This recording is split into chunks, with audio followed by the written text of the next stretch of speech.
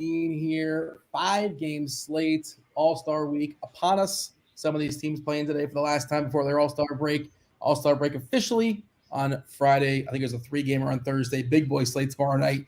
Just a 5-gamer tonight. But despite that, we're going 3-man booth, man. We're messing around.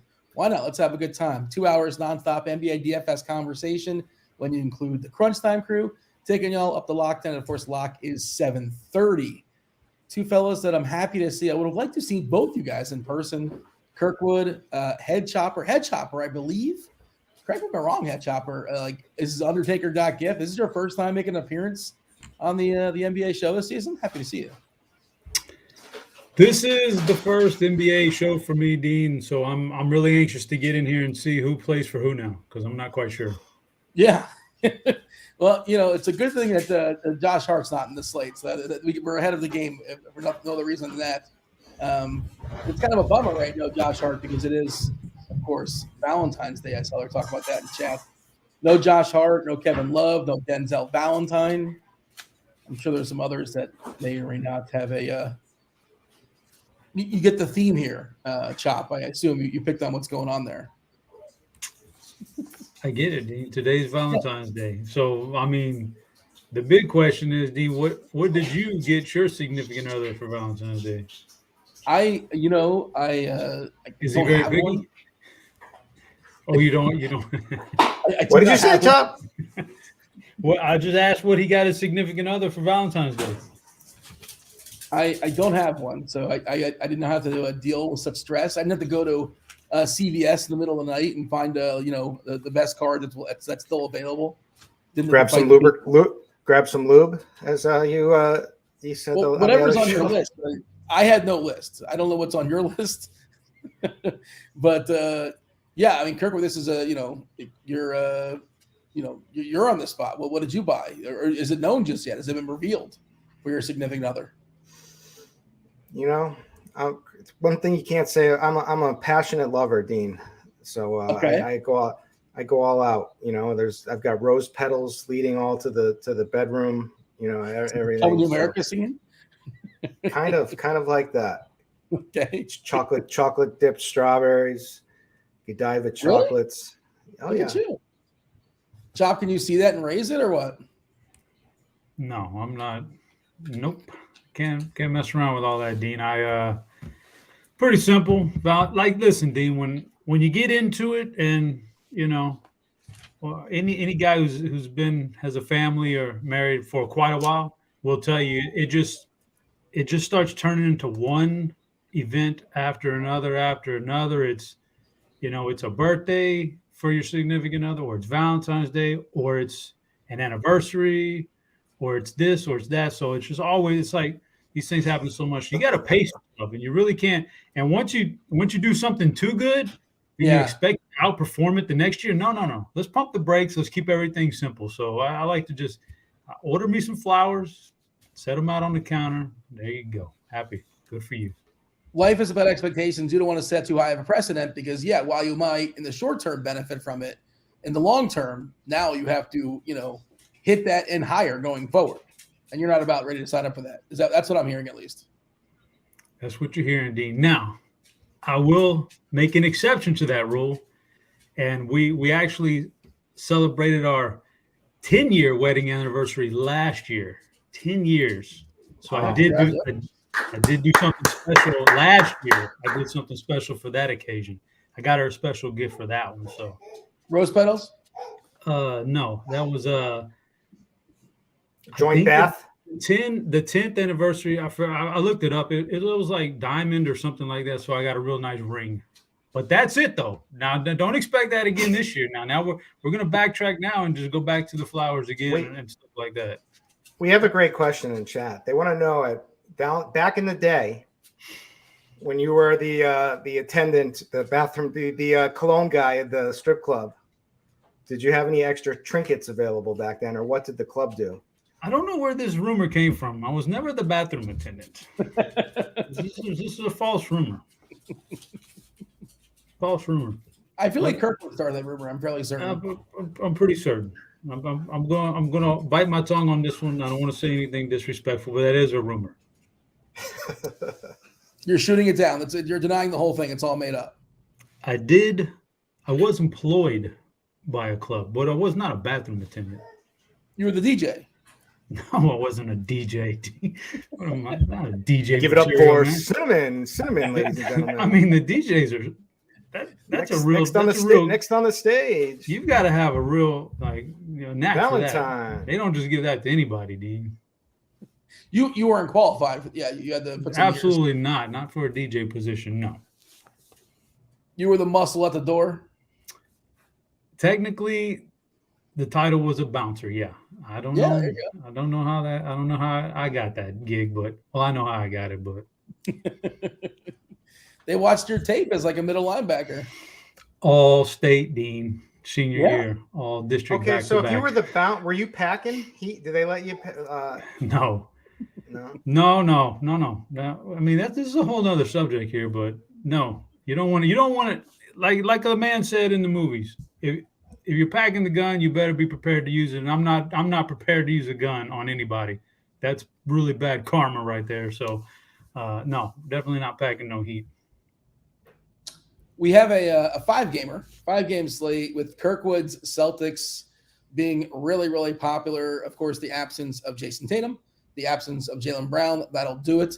7:30 start again, half hour later than normal. 2 games start at 7:30.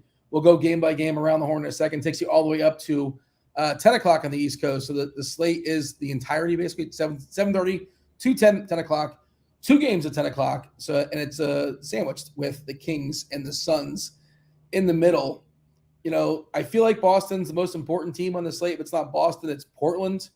Grant's going to be out again as well. So ran some optimals as well. Kirkwood, I'm sure you've looked at him also.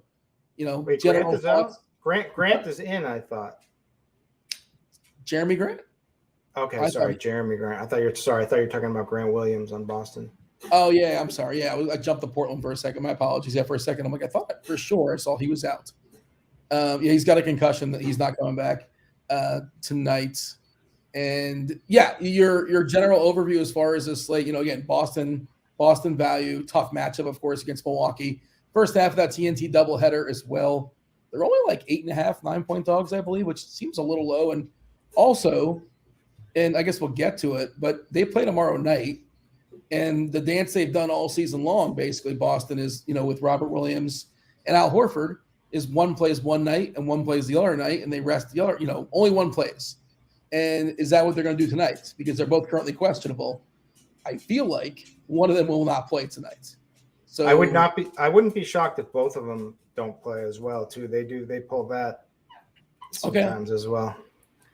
Yeah, so Boston is already popping, and they're going to pop likely even harder once we get even more news on Boston. Basically, their entire starting lineup would be out because Smart is out, Brown is out, Tatum is out, possibly Williams, possibly Horford. Against Milwaukee, tough, really, really tough matchup, obviously. Anything else that's we'll dig into that game in a second. I think it's probably one of the most important games on the slate. But what else are you looking at, Kirkwood, as far as the entirety of the slate that's worth pointing out, worth monitoring before we kind of do the old game by game deal? Well, it really is from an optimal standpoint, a pretty easy slate, right? It's definitely Boston value. You can play it with, I think it'll be I think a lot of people will play it back with Giannis and go from there. And it's very easy to do that. Now there's going to be a lot of people that also try to talk themselves out of it because of blowout concerns that they think.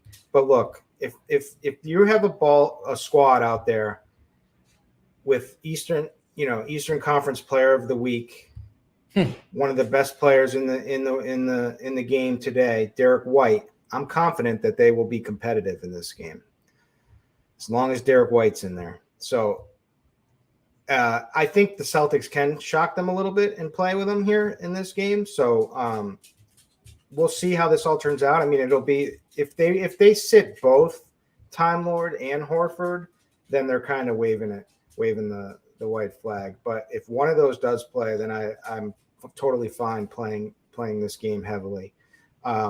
Washington Portland is the other game I like the most Those are the two worst defenses that we have on the slate.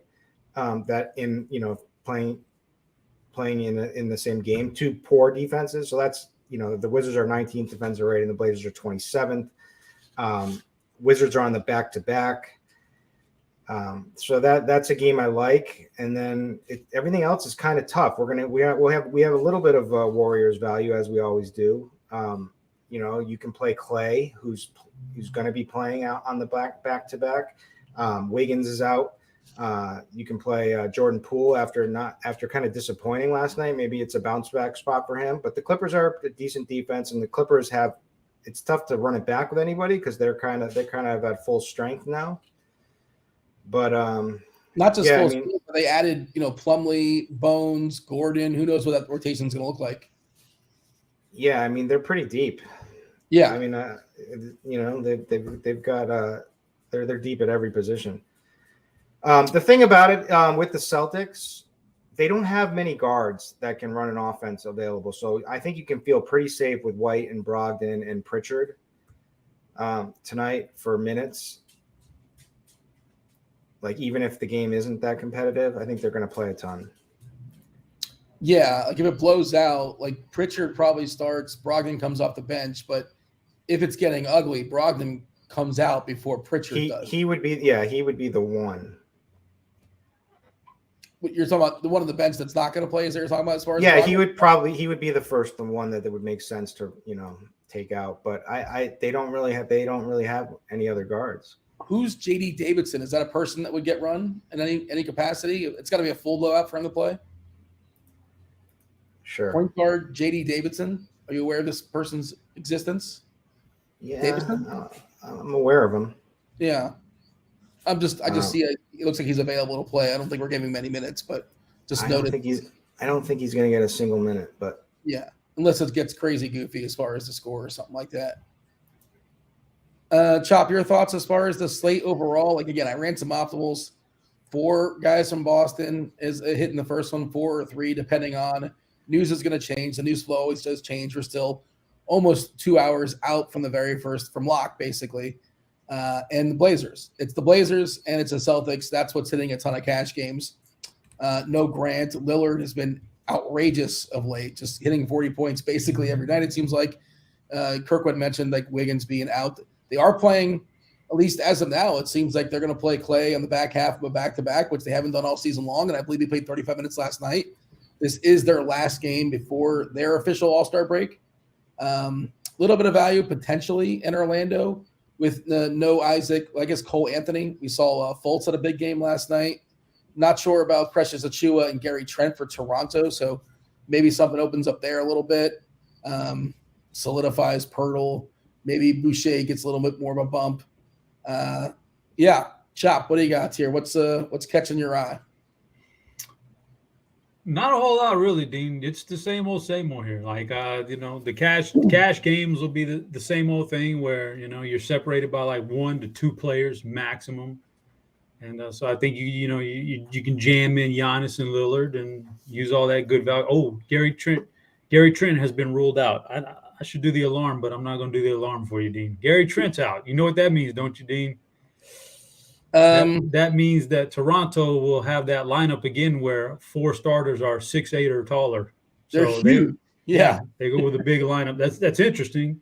It's interesting also in that game in general because we just got that wasn't me. Who's still in my bit? That's I just wanted to make sure I had it in case you needed it. You got it. Okay. I thought it was somebody else, man. I thought we had a 4th member here come chiming in. I was going to get mad.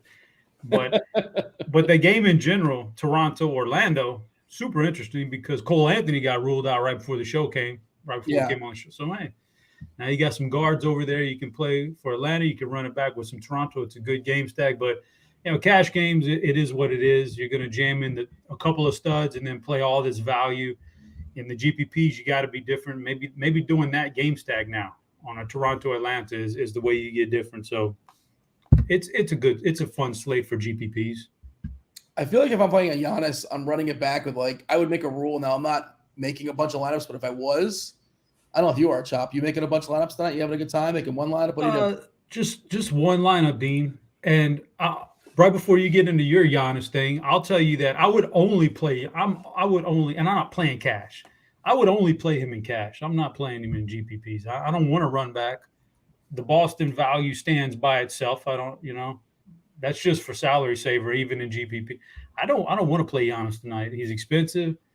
I fear that maybe it's not a blowout, but I think Milwaukee's kind of already eyeballing and going, well, they're waving the white flag. They don't got, so what are we going to, I'm not going to sit here and run Giannis out there for 40 minutes tonight.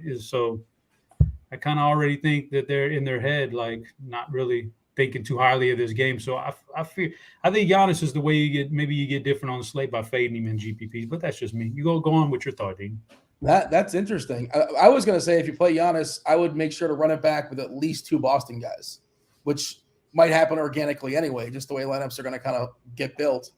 Kirker, what do you think of that take? Because, it's interesting. It's just a 5-game slate, and as far as studs go, there are 2 studs in their own, I guess, in their own tier, basically. Lillard and Giannis, 61, 59 as far as their DK projection. Next projection is 10 points less. Domantas Sabonis for raw points we're talking about. We're not talking about value and all that stuff. And we're going to have the money to pay for these guys. Sabonis getting a 48-point projection. Then now Pascal's down to 44.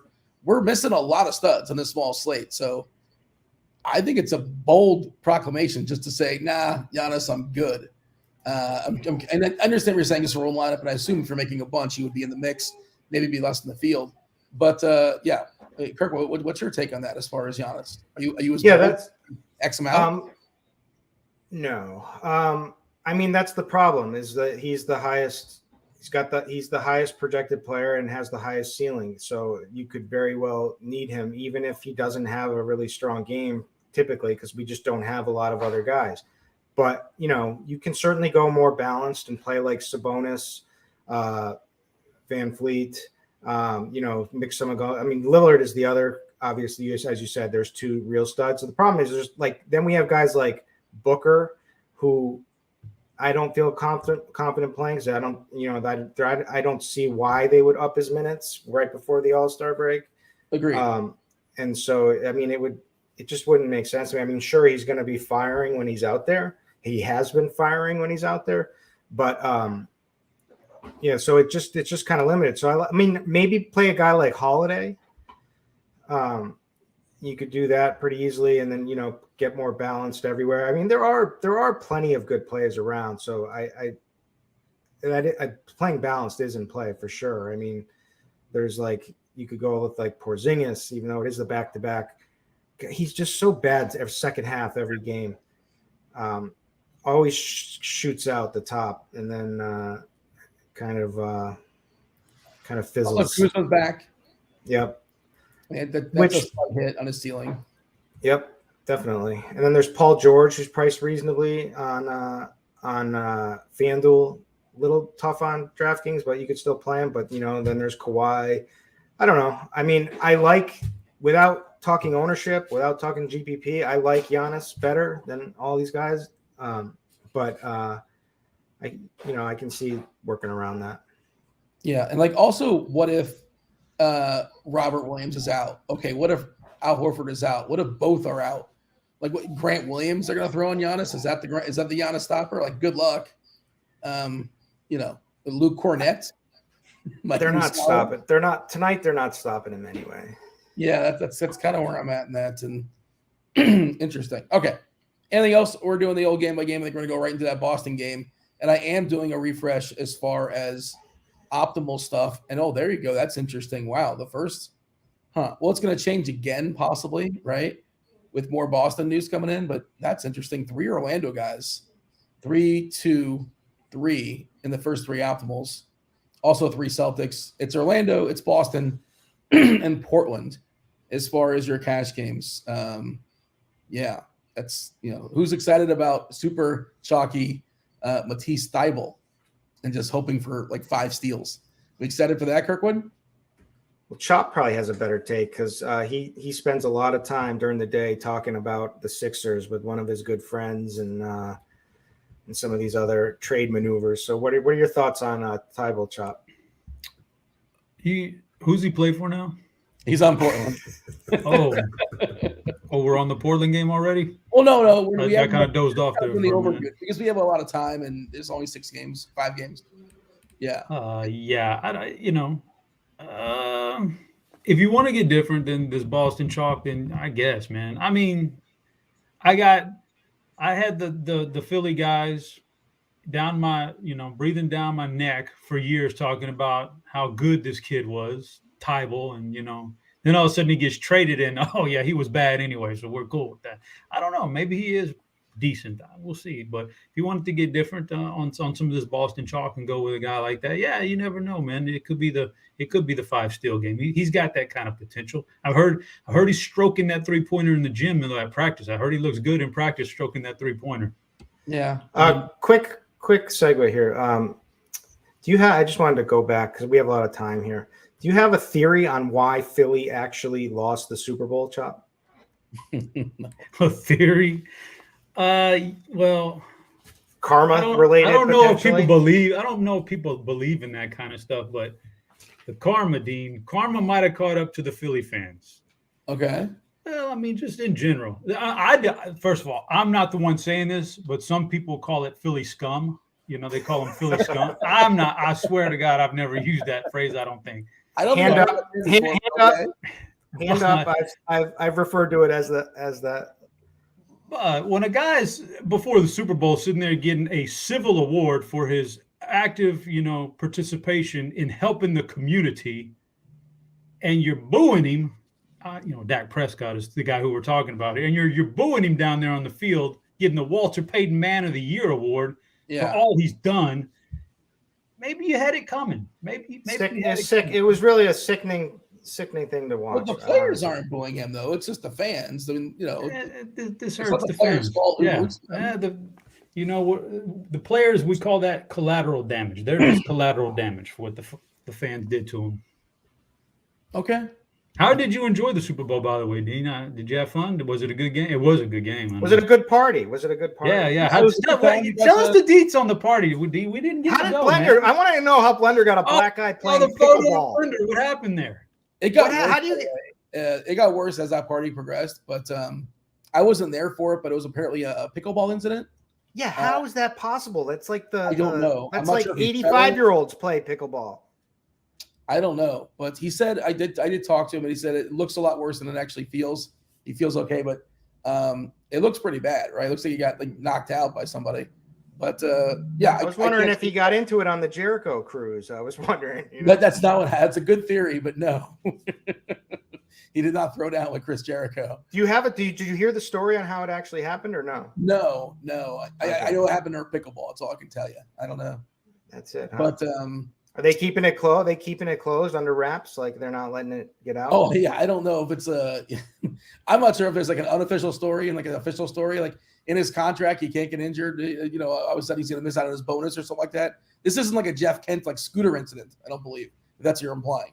Oh, he might be going for workers' comp. Is that what you're saying? I don't know. I'm not saying that. I don't know what's going on. Good one, D. We see where we blink twice if that's what you mean, D. I don't know. I don't know anything, man. Big fat lawsuit again. Luckily, Cam and Cal are gone now. Right? We got Morgan and Morgan on the phone as we speak right now. Wow, I never even thought about that. It could be a nice payday for him, huh? Not encouraging that. Okay, let's dive in. Let's do the 5-gamer. You guys are missed. Hopefully next year you'll partake. But next year we can make it happen next year? Yes, we in? Yeah, I'll try. It's a little far out to be trying to predict the future, Dean. Yeah, well, but we don't even know if any of us are going to be here next year, considering we got these alien balloons popping up everywhere. One thing I was like, I was happy to see. Are we done with the DeMar Hamlin stuff? Was that a really? Oh no, he's got to like come to your house, or is this like a deep fake that we're? I mean, I don't know how to. We should move on. the nonsense that's out there. Boston is facing Milwaukee. 225 is the total. Milwaukee, like we said, 9-point favorite. Really, really thin Boston team taking the court tonight. We do know for sure there's no Jason Tatum. He had the fish. He's out. We do know for sure that Jaylen Brown, he's got that face, so he cannot play. Marcus Smart, so that's 3/5 of their starting lineup, not available. Horford, Williams, both questionable. And that can open stuff up as well if they don't go. We'll stay tuned on that. And me and Kirkwood, it seems like we both think at least one of those guys don't go, right? That's what I think. At least one. I didn't say that. I don't really know what they're going to do.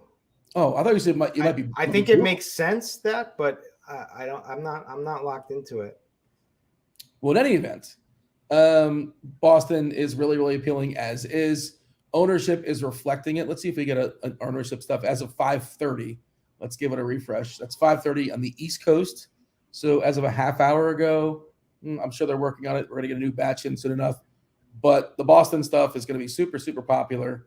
DK specific, Brogdon at 36%, White at 33%, only because he got bumped up to 7K. But even still, there's plenty of meat in that bone when you consider the usage that's going to go around. You consider how hot he's been. Like you said, Kirkwood, he was the player of the week, the entire association.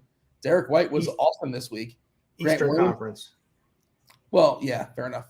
31% for Grant Williams, Peyton Pritchard getting 20%, Hauser getting 20%, Time Lord 19%, Horford 15%. That's 6 guys you can roster, and then possibly Muscala opens up, maybe if you need it.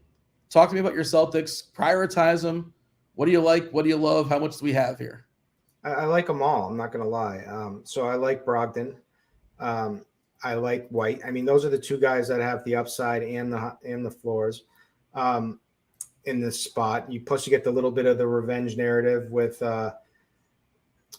Brogdon back against his old team. Grant Williams is fine. He should be safe for as many minutes as he can absolutely handle. We'll have to see. I like, obviously, if Horford or Williams plays, I like them. There's so much value here without Tatum and Jaylen Brown. It will be very hard for them to not get there tonight, right? Like this is you're taking away the whole offense of the Celtics. Pritchard, I like. So I like any of the guards because they just have those 3. So White, Brogdon, and Pritchard, and they're comfortable playing all those guys together in spots. So then you got downtown Doogie Howser, Sam Hauser. Yes, I like pieced it together. It took me a second. Yeah, just in case you weren't aware of his official nickname. I like him. I'm not let Chop do this or you do this because I like all of them, and so that's my Celtics homer bias. But I think they all get there. How many you want to play in one lineup? 4. I'm not scared. Yeah, I think 3 at least. I don't know if I can get to 4 if other stuff really opens up as well. Chop, what do you think? Would you play 4 Celtics, especially if you're not playing Giannis? You're not playing 4 Celtics, I don't think. You tell me. Yeah, I'm probably not playing 4, but I could in a cash game where I got Giannis and Lillard in there. Then yeah, I'll play 4 of them, sure. And and GPPs, like I like Brogdon. Brogdon's my favorite. I just think he's a really good player anyway. And when he gets the opportunity, he's good in fantasy too. But he doesn't make that his priority. He's just a winning player. But I like him tonight because we do have a lack of ball handlers for Boston. He's going to play a big role. He's going to have to. So I like that. Derek White's fine. I like the Doogie Howser call, but his actual nickname in college was actually Sam Howitzer because he really he's hit 19 3-pointers over the last 4 games. He's really good at what he does, which is stand out on 3-point line and just bury you. So he's fine. I think if he's not hitting him, you're in trouble. He's got to hit him. Well, that's the thing. He does hit him, Dean. He's going to hit him. Yeah, he's one of the best 3-point shooters in the history of college basketball. This is not a fluke. Yeah, but they can't shoot in college basketball. But yeah.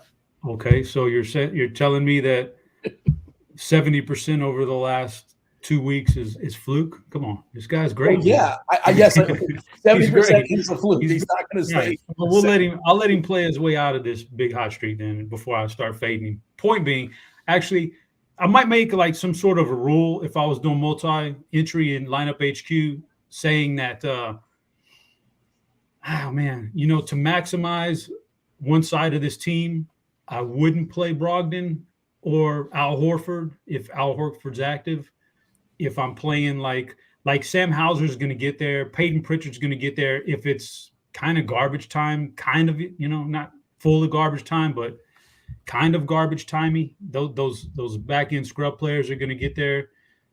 If Brogdon and White and Horford leave this game a few minutes early, White actually might stay out there a long time because they really don't have anybody else who can do that. But yeah, something like that. And then on the run back, man, I just don't like Milwaukee tonight. Like, it just doesn't feel right for me, man. I just feel like they're kind of like, I know somebody's probably going to do well, but I don't think they're very motivated in this thing. I think they're looking at the big stars for Boston being out. This isn't the same game now, and maybe you just mentally take yourself out of it a little bit. So in cash game, you can't fade Giannis. He's too good. But in GPPs, I think you can. And Middleton's not back to himself yet, so I don't want that. Lopez and Connaughton, kind of iffy, no thanks. And then you're left with Drew Holiday, who's a fine player. So I think Drew's a fine player, and I could play him tonight. But I'm not enthused with the Milwaukee side. But I like those scrubs on Boston, man. I think they play a full game, and they get a lot of run here. Middleton, 27% on DK at 5.4K, projecting 24 minutes. I believe that's basically the most he's played the entire season, 24 minutes. Giannis getting 23% ownership. Yeah, I don't think that's enough, personally. I don't think. I think I'll be over that to 23%. Holiday at 13%, and then we get down to like 4%ers. Your thoughts here, Kirkwood, as far as the Bucks, as far as the runbacks? It's either Giannis or Holiday for me. If you want to play the blowout angle, like maybe a guy like Beauchamp. But no, I think it's just pretty easy. I think it's just Holiday or Giannis. Brolo could certainly find himself in a good spot here, depending on what happens. I mean, if both of these guys end up being out, it's going to be like Muscala and Cornette. Is Cornette available? Is who available? Cornette. I think so. No. I mean, why would he be available? He's playing basketball. I'm not necessarily recommending him, but he's available to play basketball tonight. We got him projected for 6 minutes, and that might change again if one of those bigs are out. If both of the bigs out, then all of a sudden a 3K might become interesting. He looks like cousin Greg, by the way. I'm not sure if you're aware, but Luke Cornette. Yeah, he does. Like Good call, Dean. Good call. Yeah, great character. Yeah, he is a good character. I can't wait for Succession. What a phenomenal show. Dean. Yes. You know what's coming out February 22nd? The new and last season of Snowfall, one of the best shows on TV. That's one of my favorites, Chop. One of the best shows on TV. I've heard it's good. It's on the list. It's on FX, right? What's our boy's name? Jerome, right? Was it Uncle Jerome? For the people. Uncle Jerome, incredible. It's a great show. You got to watch it. One of the greatest characters. He's one of the greatest. Oh, for sure. Dean, also, I forgot all about this. It was reminding me, talking about Sam Howitzer here and the potential with the 3-point shooting. It reminds me, man, it's a sad, sad day in Rocket Land, Dean. We traded Gary Bird. I can't believe we lost Gary Bird, man. The great Gary Bird, gone. Did you get a second rounder or like? No, you know what it is, Chop, though? They wanted to do him a favor. We put him on a contender, let him will somebody to a championship. Let him fly. Let him fly. They feel bad. Man, I'm going to miss him. I'm going to miss him, though. Man, how excited are you about Şengün, though? Have we talked about Şengün? We haven't talked about him. He's exciting, isn't he? There's some potential there. There's some, some people around the circles are calling him Baby Jokic. Yeah, I mean, I heard that, and come on, let's not get outrageous, but I get it. At times, he shows flashes. The guy's still only 19 years old. I believe he's 20, but same point. Okay, he just had a birthday. My bad. Some sprinkles of Cornette in chat. Well, if you're running 150, would you sprinkle Cornette?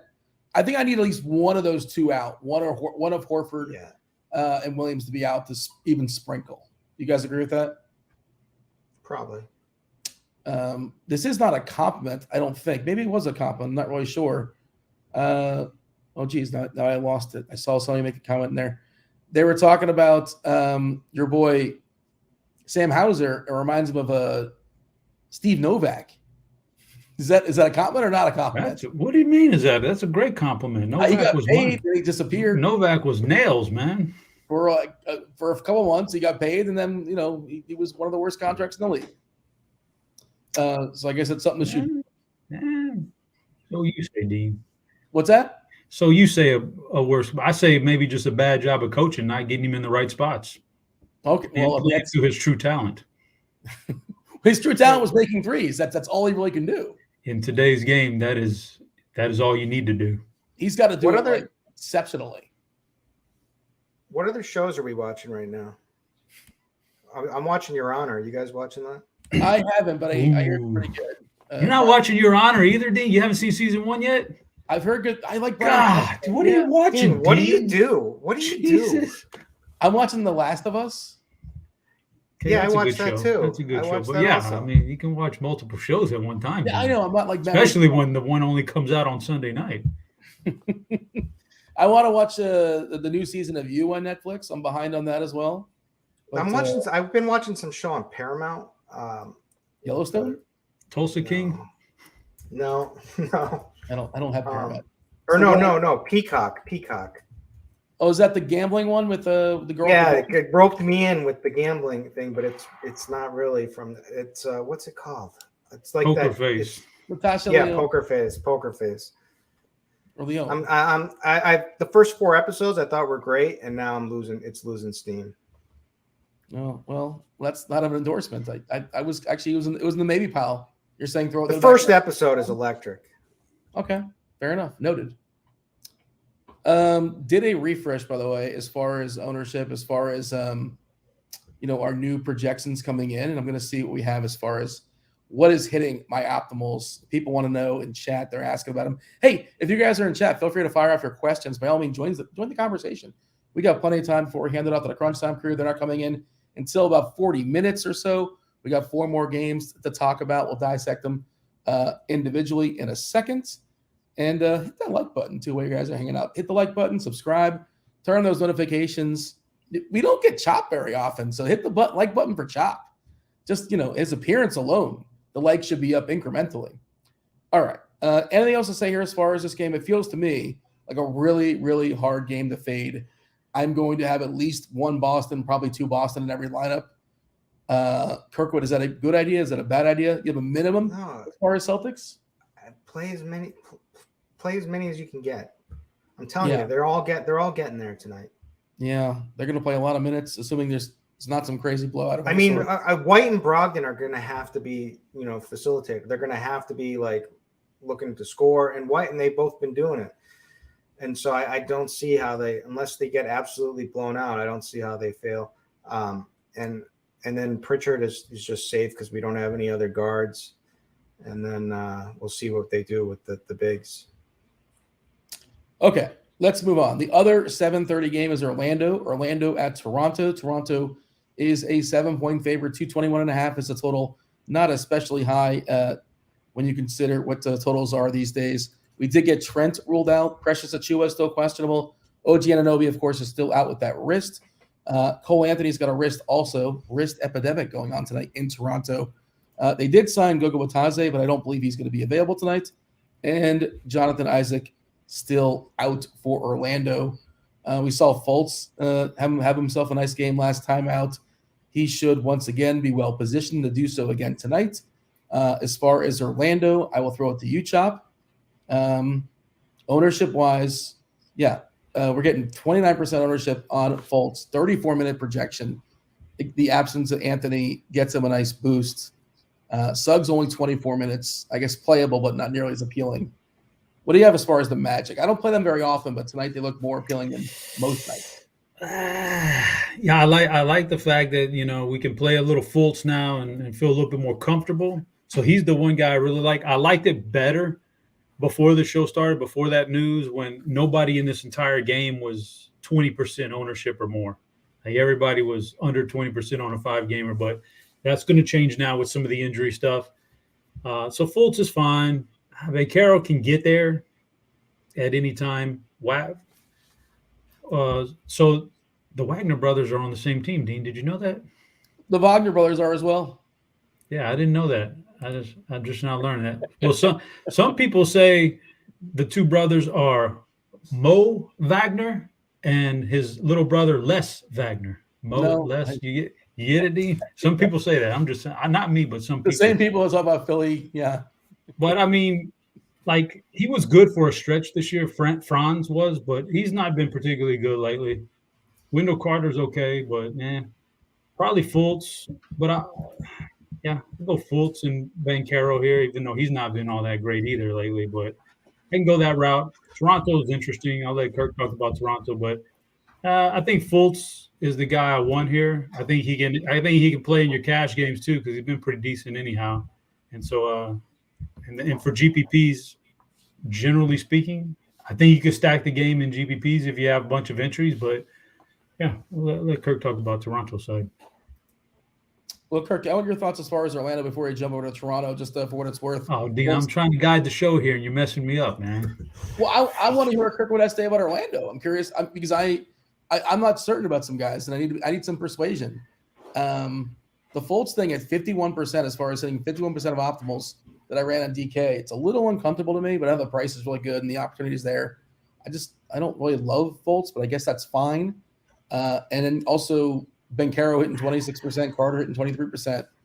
Those three guys are all in play. It's basically it for me. I guess you can play Suggs. I don't think I'm going to.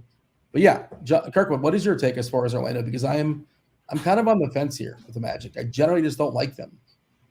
So I think as far as the Magic go, I think that I'm out on Wendell Carter in this spot because I think Toronto's gonna be forced to play this double big lineup again that they play with Pirtle and Precious starting next to each other because with Harris out, that's what they just did. So I expect they'll probably do that again. Banchero is more, I'm in on more. His price is a little tough, but whatever. We've got so much value all around. If you want to play him, you can get him. I do like Franz in general, but he has been underwhelming as of late. But he is a great scorer and finisher. But I mean, the play is full. Fultz has been really good. He almost had a triple-double in his last game. He's still only 5,600 on DraftKings. You're getting more minutes upside if Cole Anthony is out. So I think he's the best play out of everyone here. And then I love Van Fleet on the other side. He's too expensive at 9,200, right? But we can get him. I don't think he's going to be played much tonight. And without Gary Trent, he's going to have to do so much for this offense. Nurse is going to play him as many minutes as he can possibly handle. And he's going to be shooting. And so you're going to see massive usage out of him. And so I'm just trying to see a projected ownership right now. Yeah, he's going to be so low and just be. How much? 17. Hit refresh. I'm seeing much lower, but I haven't. But I didn't see because it's all updated with Gary. I don't have it updated with Trent out. Yeah, that's all right. It's getting a little worse, but. How do you feel about Boucher as a dart tonight? I think he's kind of interesting. As GPP tournament, obviously. Sell me. I'm looking for some way to be different. It's a 5-gamer. I generally don't like to play Boucher on big slates. We know when he gets opportunity, he certainly has the ability to thrive. I think if this game gets ugly, he mops to some degree. He's not fully out there in the last minute necessarily. Like if this is like a 20-point blowout. But I think he's mostly in a blowout, right? Yeah, I just think, and ownership wise, if we're looking at 10%, 23 minutes, and he's got a chance to play 28, 29. There's volatility to that. Of course, he can play 17 as well. But Precious being out will make him more popular, but also have a better chance of getting there as well. But we're still questionable as far as Precious Achiuwa. Yeah, but they're going to throw so many big dudes at Orlando. Like you're right, their lineups are huge with Pascal and Precious and Pirtle. I thought that trade for Pirtle was a little weird, and I guess they're going to try to re-sign him in the offseason, but okay. That type of player doesn't really thrive in the game today unless you're exceptional, and he's fine, but He's not exceptional. I just thought it was a weird thing to trade for. I don't think they gave much up for him, but just an observation. Yeah. Chop, what's your thoughts as far as the Raptors? Well, first, Dean, Precious Achua is actually in tonight, so there's no debate about that. He is in, so they are going to go with the big lineup. And, I credit Toronto for pivoting at the trade deadline and saying, okay, instead of being a seller, let's go ahead and be a buyer and try something different, be a little unique. And they're probably not going to get much out of it. I don't think they advance very far, but it's an interesting concept to bring a bunch of big guys out there and see if you can't win a couple series with it. So it's the same as far as fantasy tonight. The same way Kurt feels about Fred VanVleet is the way I feel about Siakam tonight. He's heavily priced to a point where he won't get played on only a 5-game slate. I think he's got Orlando. I don't think this is any sort of a blowout. I think there's a lot better chance of a blowout in some of these other games. Orlando's been playing very, very tough lately, and Toronto's not putting teams away anyway. So I think this game going to go down to the wire. I like Siakam quite a bit, so I like that aspect of it. The other guys, the Boucher call, I'm fine with that, Dean. Anybody who comes in at a pretty cheap price and absolutely no ownership, but has shown that kind of, 3 games ago, he dropped 50 points almost or something like that. So he's got it in him. We know that. So I like that in GPPs. I like that call. But Kirk likes VanVleet. I like Siakam. I think what we're saying is somebody from Toronto is liable to absolutely break this slate, one of those big studs, because Orlando keeps this thing tight enough to where they're going to get full run tonight. I'll even go as far as saying it's going to be either VanVleet or Siakam. It's not going to be Scotty Barnes, I don't think, even though he would do more ball handling and whatnot in this situation. But there's just I just expect there's just going to be too many big bodies in there down at the rim. Now Siakam can still do it, but I think a guy it's what's going to force the Raptors to do is it's going to force them. It's going to be VanVleet to just go at Fultz, just take advantage of Fultz. But and Siakam would be my other pick, but I don't like any of the other guys. Kirkwood, Craig wants to know in chat, considering Middleton for Fultz, different position, I assume this is utility. Do you prefer Fultz or Middleton? I think just straight up it's Fultz, right? Yeah, I'm not on Middleton yet. Has his minutes come up recently? No, 24, 25 has basically been his cap. Yeah. We're projecting 24, I believe. Yeah, no, I'm not on Middleton. Chop, your favorite power forward play on DraftKings. You got to play somebody power forward, not named Giannis. If you're not playing Giannis, who you playing? You talking to me? You talking to me? You making me go to DraftKings now? Yeah. Well, power forward. Yeah. Okay. I get my favorite power forward on DraftKings not named Giannis. Yeah. Let me scroll the list real quick. It gets pretty bad pretty quick on that power forward. Realistically, they're all expensive. Oh, man, that's a tough one, Dean. I say just based on the price tag and everything, assuming Kuzma is going to be in the game tonight, I'll take Kyle Kuzma because, just price tag wise, the Siakam and Porzingis on DraftKings, that's expensive. Kawhi, that's too expensive. Then after Kuzma's guys that I really don't listen, I'll never touch Draymond again in DFS. I don't think. Don't like him. Banchero's struggling. Don't believe in some of the other guys. So I'll settle on Kuzma. All right. I thought you were going to go way low, which is that's the answer for me. Go all the way up to Giannis or go downstairs to Grant Williams is going to play a ton of Grant Williams, optimal kind of guy, yeah. What about Kuminga? Yes, that was the other one I was going to throw in the conversation. Y'all like Kuminga? Oh, man. The absence of Wiggins should open up minutes for him. And I'm still not 100% certain Klay Thompson's playing tonight. I assume. Yeah, okay. If Klay, you know what? You want to know what though? Klay said last night he was going to play. Okay, but Klay never lies, man. Klay has never told a lie. So I went back and I looked at the number of lies. He's 98% telling the truth in situations throughout his career, and so I gotta believe him.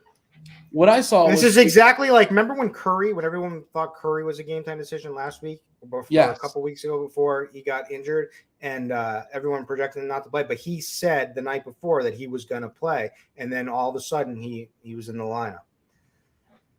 All right. So does Steve Kerr not the coach anymore? Like, it just whatever the players say that's what it is. He's taking a step back and letting these guys develop themselves. It's been one of his new strategies this season. Fair enough. Yeah. Again, we just haven't seen it all years as well. And also, I think he played 35 minutes last night, which is pretty lot. That's a lot, right? And also, I think it's their last game before going into the All-Star break. And, last thing they need is an injury going into the All-Star break. But I guess we got it one of two ways, right? If he's going to play tonight, back-to-back, at least he's got 10 days to rest up or whatever it is. 7 days, 8 days. Okay, let's talk. And we're not going to get that news officially until after lock, right? Almost definitely. You're not going to get news that, like, Clay is in, I don't think. Kings are facing the Suns. 233.5 is the total. The Suns are a 3-point favorite here at home versus the Kings as far as who's in and as far as who's out. The Kings are fully healthy with the exception of Malik Monk. The Suns are fully healthy. Well, I guess Kevin Durant is not available. Campaign's still out, obviously, as is Landry Shamet. They have Booker's back, but he's not playing necessarily full minutes. Oh, I have to draft. I got to make a pick in my best ball draft. I knew you were pulling something like this, Dean. I'm in the fourth round. Did you get the memo that Devin sent out to everybody? Which one was that? Well, about being professional, and I can multitask. Not having other distractions like during the shows and whatnot. So maybe making sure your background looks good. My goodness, Dean, you're sinking into the Sports Almanac over there. I'm on the road, right? I apologize. I'm on the road. Yeah. You're at a Motel 6? Whose couch you sleeping on? La Quinta. Wow. Where are you traveling to, Dean? I just haven't left Nashville. I'm still in Nashville. I'm at the same hotel. Oh, you drove? No. You didn't fly? Yeah. What? They put everyone up at La Quinta this time? The suites. Yeah, it's okay. Right next to the football stadium, actually. I will look out my window. I see the Titans football stadium, which will be gone in a couple of years. So am I taking Spencer Strider or Jazz Chisholm? Or I know Chop wants me to take some Jazz. He's a big fan of Jazz, right? Right, Chopper? What round are you in, Dean? It's the fourth round. Who's on what position do you need? All of them. Okay, give me a few names on the board right now that are at the top of the ADP. Spencer Strider, Michael Harris, Realmuto, Wheeler. Harris. Yeah, I already got J-Rod. What a sexy outfield I would have. Yeah, I don't know what your roster looks like now, but probably Strider for me. Yeah. But I'll give you a cheat code this year, Dean. Somewhere around the 200 mark of the draft, when it comes up to you, make sure you get Hunter Brown. Yeah, big prospect for Houston. Okay, let's knock out the Sacramento Phoenix game. Chop, I will go to you first as far as Sacramento and Phoenix. This seems like one of the lesser appealing games, I would say, on the slate. Ownership would mostly agree with that. The biggest guy getting ownership here is Domantas Sabonis at 19% on DK, Chris Paul at 13%, Herter at 12%, Fox at 10%, Terrence Davis grabbing some ownership because Monk is out. We're giving him 25 minutes as a potential cheapie. And again, we talked about Booker. Just nobody's going to roster him. Full price, full asking price, no discount, even though we're giving him 32 minutes, which is a spike. It's just I can't see myself getting there. But, of course, he steals some other players, so the Suns don't look spectacular. Chop. Whatever side you want to start on, by all means, go for it. Sacramento and Phoenix. I mean, I can sum up the Phoenix side for everybody. I don't think it's particularly appealing tonight on any level. It's, you're too – again, Devin Booker's not – he's expensive, and I don't think it's going to be tough for him to really outperform that. Did they play last night? Are they one of those teams that are 3 games in 4 days? Because there's several teams that are 3 games in 4 days. I don't know, but – no, he didn't play last night. So Horford's out. There you go. Right now it's just Horford, so we'll see if they announce it. But we're going to get an update on Williams, I assume. Phoenix, not to me. Phoenix doesn't look like a particularly appealing side here, Dean. There's 3 guys. It's Booker, Aiden, and Paul right now. I can't play Paul. He's just so hit or miss at his age right now. Booker, I'm not sure about the minutes just yet. And then there's DeAndre Aiden, who probably the most appealing. He's got a decent price tag, but I don't know if you believe in the old defense versus play, team versus him versus Phoenix or Sabonis. He hasn't had a lot of success against Sacramento, not at all. So I don't know, dude. Yeah, they're going to announce Time Lord in because they're saying that Horford's going to play tomorrow. Yeah, they play that game all the time. Yeah, we kind of saw that one coming. Yeah, that's it, Dean. I'm done with mine now. Something. Kirkwood, Phoenix. Like, is there any? There's no priorities, right? I will never play Chris Paul again. Ever? Oh yeah. Don't say that. Ever. You will. Not when he got that 11 points against the Hawks that night when he looked like the oldest, most washed. I just will never do it. I hate him for life. Okay. But Ayton has been balling. He would be the one guy. And then maybe, what has gotten into how does Okogie come over and all of a sudden have an offensive game? Now playing the Pacers, I get, but against the Hawks, who've been playing decent defense, that's more impressive. I don't know. I mean, that's a guy who I would have no problem fading, but like his role's been really. You want to know the most impressive? Man, I should have put this on the survey as the trend or stat that stood out to you the most. You want to know the most impressive stat tonight? What's that? The last 2 times Okogie has played Sacramento, each of those games, he ended up in negative fantasy points. I mean, it's hard enough to do that one time. Right? It's hard enough to do negative one time. How many minutes did he play? Like 5 in each game? Dean, 2 and 3. 2 and 3 minutes. Dean, you're ruining the bid here, Dean. Negative in 2 straight games. What an incredible stat that brought out there. Yeah. That would have been sick to put that in the you did the expert survey thing, but not mention the minutes. You're burying the lead of what actually the reasoning why. Yeah. How do we feel about Sabonis, Kirkwood? Saboner? I'm fine with him. I think Ayton's vulnerable. I could see him playing a decent game here. Want me to pull some BVP up for you? Whatever you have, man. Go for it. And the honor job. 48 fantasy points the last time he played them. Is that good? No, not particularly. But and he's been struggling recently. But I mean, I'm fine. I mean, there's just not many studs tonight, so he's definitely in play. I think De'Aaron Fox is going to work Chris Paul. To be honest with you, I think he's just too fast for that old. Nobody's playing him. Little waddler.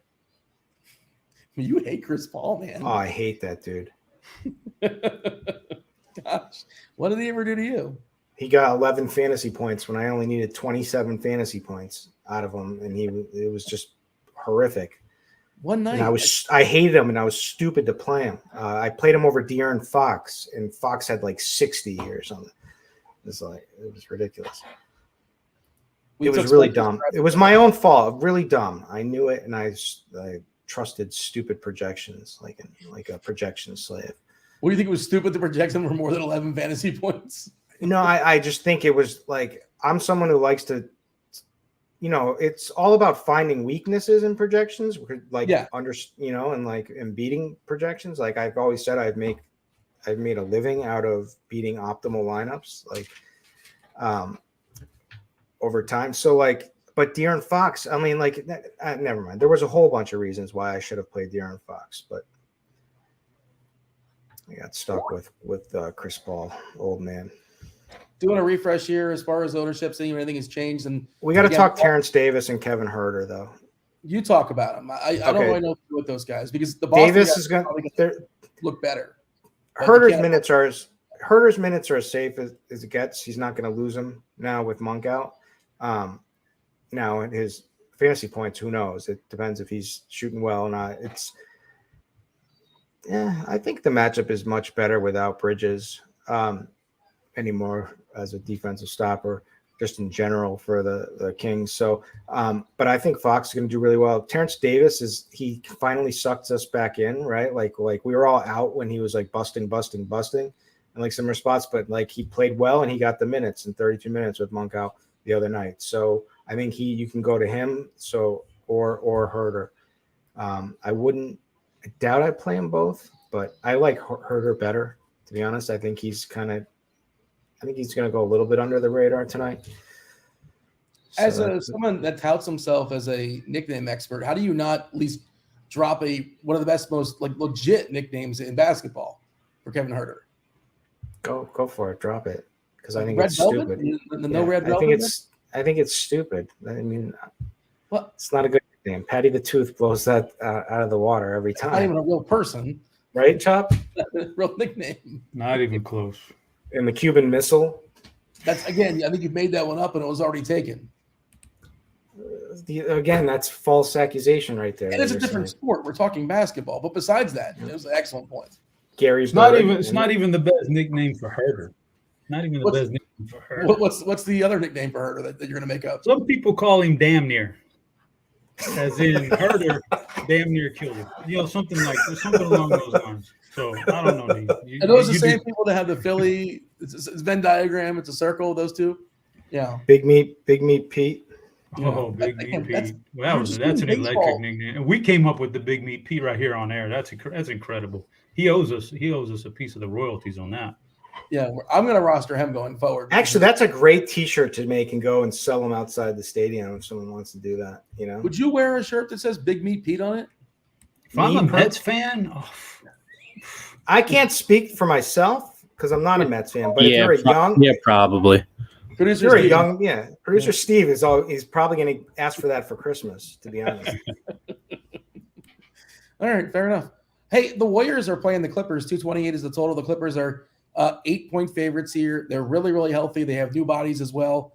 Clippers are adding Eric Gordon, the Plum Dog, the millionaire, Mason Plumlee, and Bones Highland, who just kind of got thrown out by Denver, fell out of favor there. Golden State's on the other side, no Andrew Wiggins. Klay Thompson, as of right now, it appears he's going to play for the first time all season on the back half of a back-to-back. Gary Payton, of course, is going to be gone for a while, but they just added him anyway. Yeah, okay. As far as this game, feel free to start whichever side you prefer here. Clippers, it's hard to find something to like here. There's so many pieces. Of course, you can spend up on Paul George. You can spend up on Kawhi. Neither are great like math plays, but they can certainly break that math here. Kirk, did you have a favorite Clipper? Do you have if you're making one lineup, do you think you have a Clipper? Because I don't think so. I mean, how do you choose between Kawhi and Paul George on this spot? Nickname, the Claw. PG-13 or the Claw. Claw. PG-13. That's pretty good too, actually. But I like the Claw. Yeah, so one of those guys certainly go off. But I mean, these guys all take away from each other. Plus, we got their whole second unit here, which is all, they have two good units. So I'm excited to watch them play like this. I just don't think it's going to be so great DFS wise. It would be one of those two I would take, and I think I just go to other spots. Now I like a lot of the Warriors for sure. I like Jordan Poole in a bounce back spot here. I think DiVincenzo was smashing the three last night. He's going to be taking him again tonight. Kuminga is probably going to get the start, you think? Probably. That's what we're projecting. He's getting the most ownership in this game. So he's getting 26% ownership, which is a pretty big number. But he's 3-8 on DK, and we're expecting 26 minutes, 28 minutes. After that, it's not a lot. 12% for Looney, and I would bet the under on that. Nobody rosters Kevon Looney. Give me Looney. I like Looney. Like, what's Looney's upside? Like you've got two bigs. You got two bigs with Zubac and Plumlee, who are going to take a lot of minutes. And I hear that. This is the last game before the break. I like Looney in this spot. Yeah, I mean, he's just one of those guys that his ceiling is just so, It's he just went for 36 last night at 4,100. If that, I'm not saying it will, but if that happened again, you wouldn't take that. Yeah, I would take it. Chop, Problem is he played 31 minutes. Maybe they come down a little bit tonight with the back-to-back. Maybe, yeah. Curious how they handle it. And like if this game, I was going to say if this game gets ugly, it's only an 8-point, 7-point line. It's the back half of the TNT doubleheader. Typically some teams will play their guys a little bit more on TNT because you get an extra commercial too, a little bit more rest time during timeouts. Yeah, Chop. Not the best DFS game here. What do you see? If you're not playing Giannis and you're pivoting to somebody like Kawhi or Paul George, that's a great way to be different. Do you have a preference amongst those two as far as the big spend on the Clippers? Paul George. He's a little bit cheaper, but I just if one of them is going to get a little bit more run tonight, assuming it's kind of a semi blowout, I think it's Paul George. So, I would lean Paul George, but I think one of them has a really good game here. Not just when are they gonna let Bones come in there and start to wreak havoc, man? Because I think he can be a really exciting player. So I'm waiting on him to explode. They really should expedite his situation in the Clippers. They need it if they're going to compete in the West. Waiting on that, but I guess we got to give it. We're projecting 18 minutes tonight for him. Yeah, that's not enough. He needs to be more. Eric He's Gordon's talking a big game. Did you hear his interview saying he kept reiterating they have one really dynamic player on He took a shot at Jamal Murray. Yeah. He threw some shade. He mentioned how great Jokic was, but and that was it. Would not acknowledge Murray being like a superstar, basically. Yeah, it's interesting. I like his moxie. I like the kid's moxie, man. We don't use moxie enough. Yeah, kid's got chutzpah. Yeah. Speaking of moxie and chutzpah, Dean, did you see Juju Smith-Schuster's tweet today? That was electric. I did see that, but man, Juju, you're not one of those guys, are you? No. I'm not. I'm all for fun, and I love trash talk. I like all that stuff, but maybe know your role, man. You're not. Maybe Mahomes can do that, but it's in good fun. Juju's stunk this year. Oh my God. They don't win that Super Bowl without his clutch catches in the second half. He wasn't, don't you also think you have to be at a certain level to talk a certain amount generally? No, he drew the flag on the pivotal game play right there. He won the game for them. If he doesn't cut that hard cord, then maybe that penalty never gets drawn. I give him credit, man.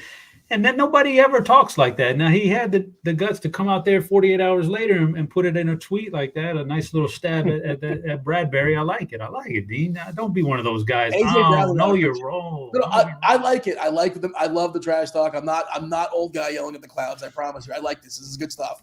It's one of the better parts of Twitter for sure. But I just don't know if he's the guy that should be doing it. That's all I'm saying. But it should be Mahomes' brother is really who it should be. Oh man, that's Dean's favorite right there.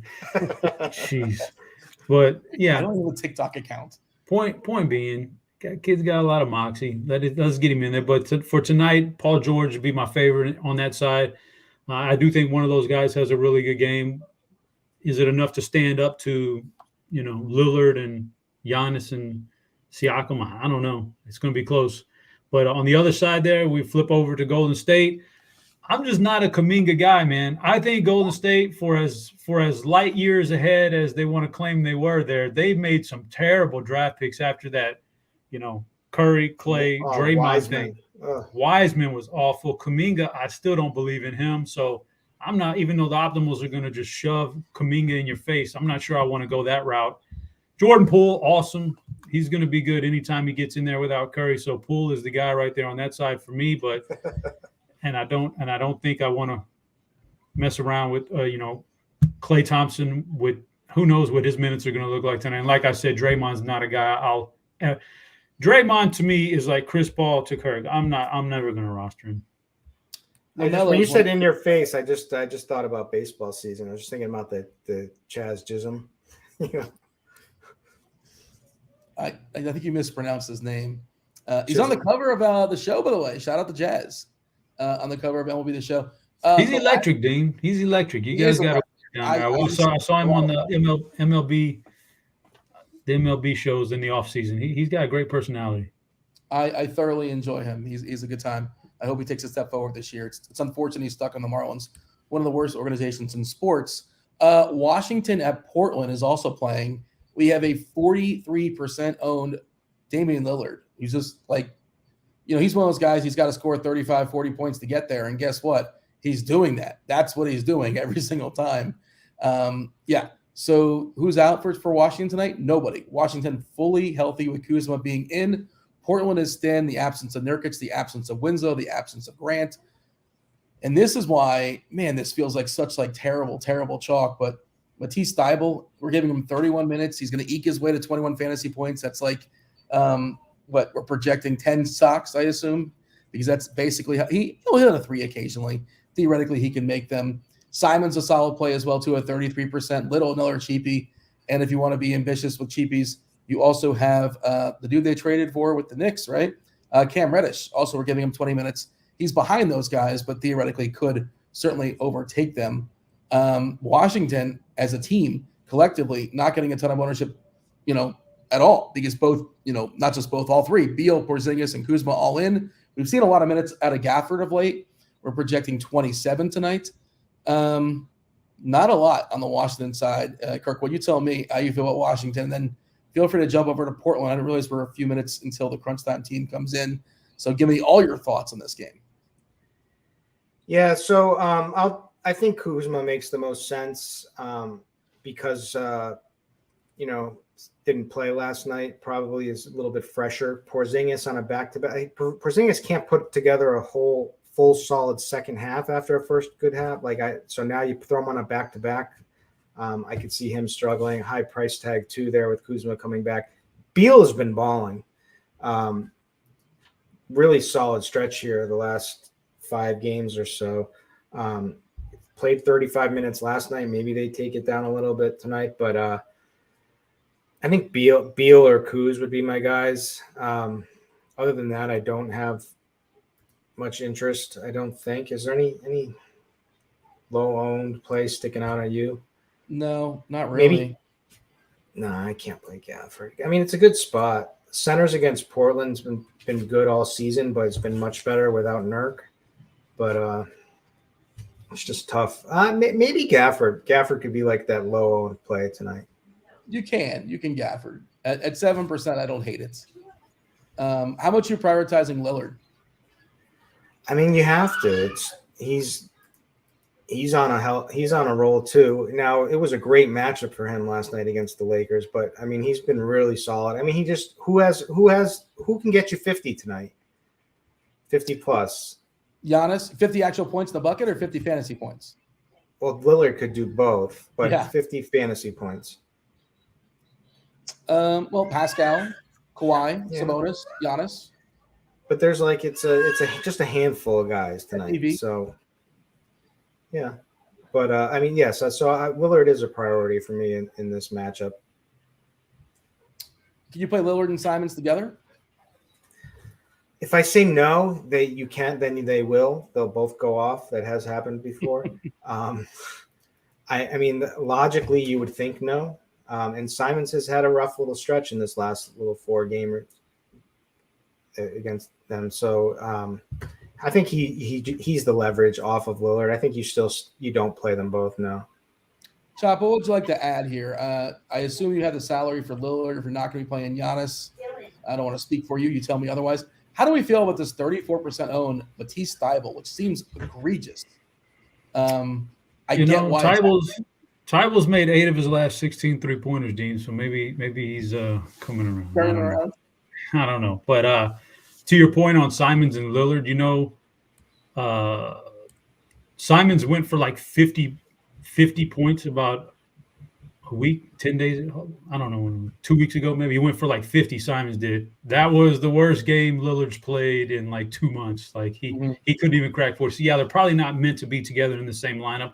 But I do think you choose one. Obviously, Lillard's been playing incredible, so he's going to jump up there and be the guy. But I don't hate Lillard and a couple other guys from this game. I don't mind Kuzma. Kuzma hasn't had to deal with.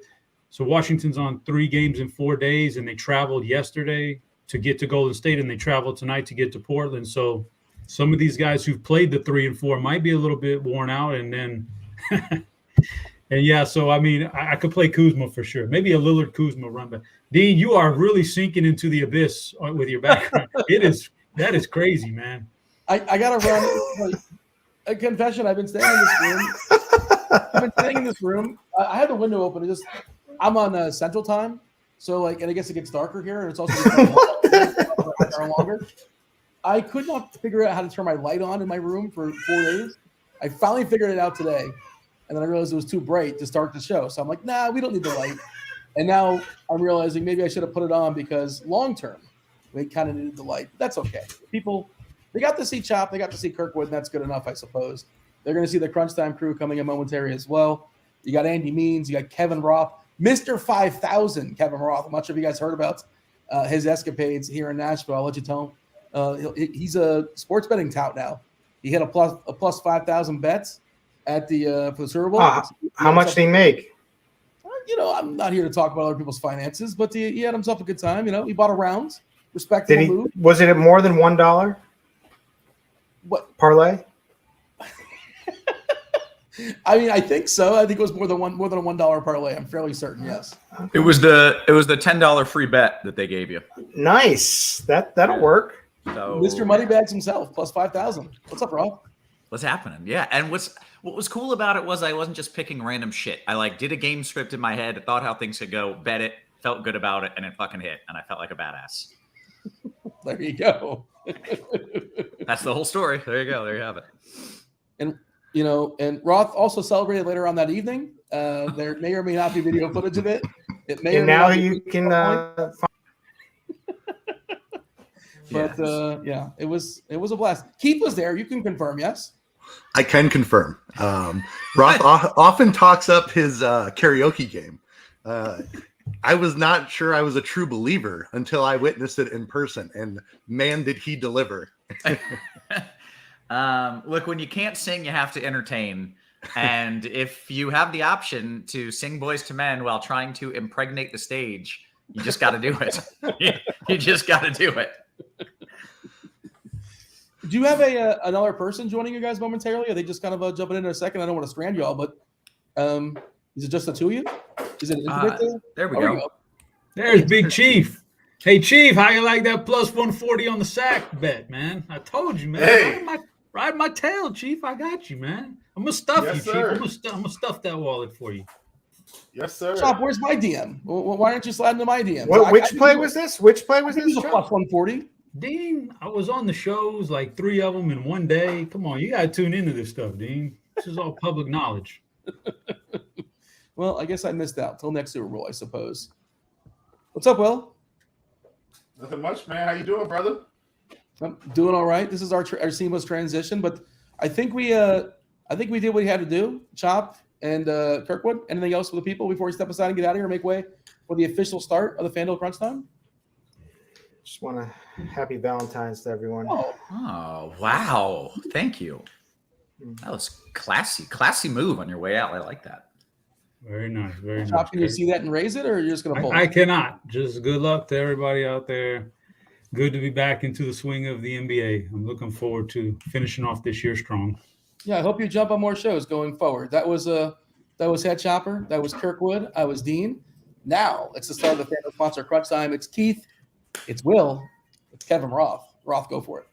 Appreciate it. Good stuff as always. I was wondering what the hell happened to Dino. He was like blended into the background, and Conscious Machine in chat says Dean is trying the Aaron Rodgers treatment where he's going into like a darkness retreat for 4 days. So maybe that's what Dino's up to there. Either way, we are absolutely thrilled to have you here on Crunch Time. It is sponsored by FanDuel, and this show is very much so free because of FanDuel. And all that we ask is payment. There's a little thumbs up. You just click it. That's it. That's all you got to do. No money involved.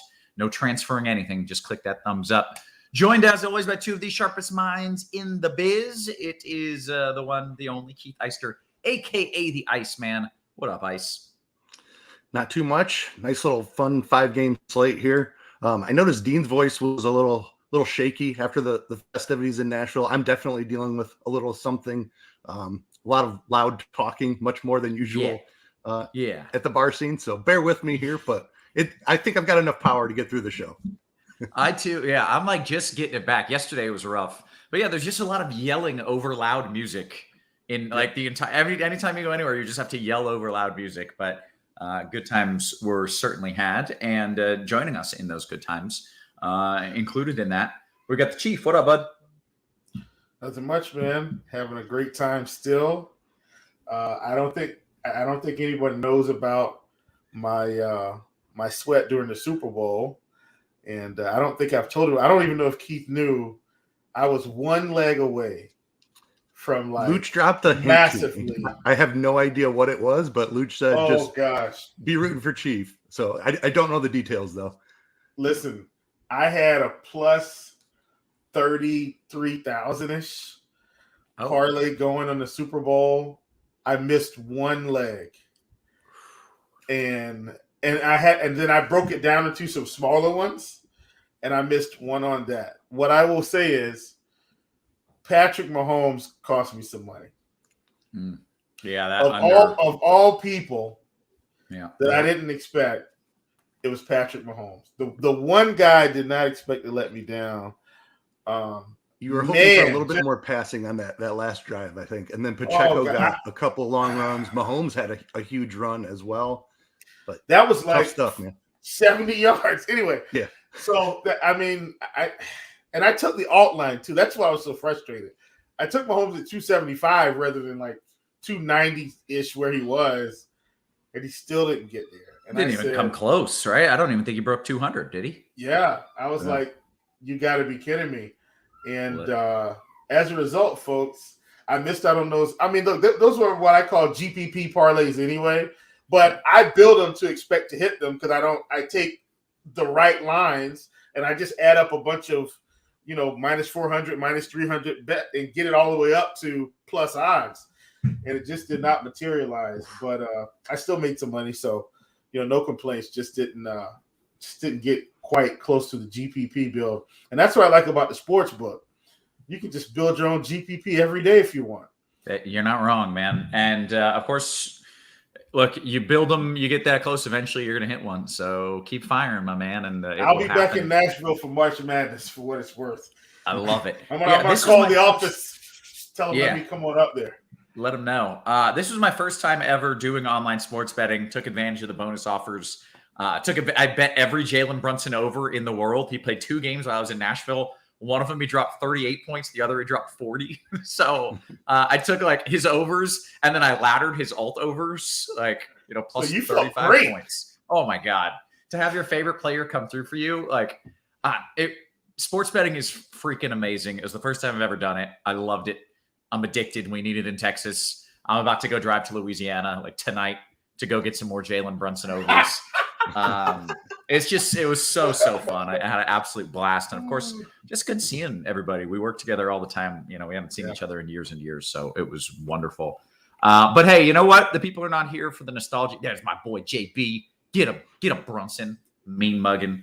But the people here, they don't want to hear my horrible karaoke stories or bad beats or anything else. They want winners. That's what they have tuned into the show for. And that is what we are going to give them.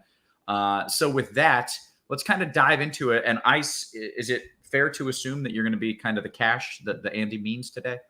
Yep, I can handle that. Wonderful. Could you give me a run through? Let's say you're coming off a 3-day binge drinking fest and haven't really kept up with anything and barely got out of bed today.